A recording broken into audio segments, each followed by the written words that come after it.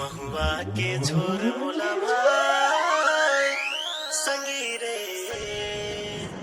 ये कर बिना रहे न सकाय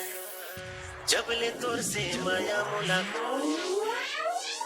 तोरे बिना कुछ नहीं सुहा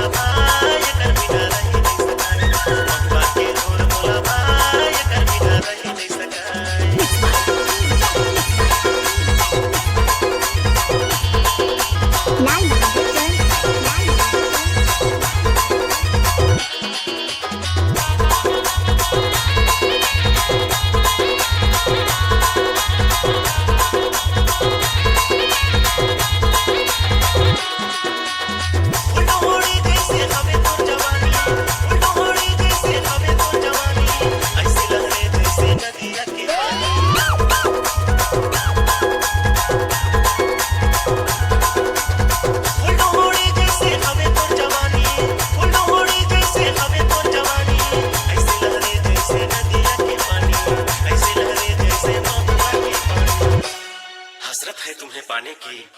और कोई ख्वाहिश नहीं इस दीवाने की सिकवा मुझे तुमसे नहीं खुदा से है क्या जरूरत थी तुम्हें इतना खूबसूरत बनाने की क्या जरूरत थी तुम्हें इतना खूबसूरत बनाने की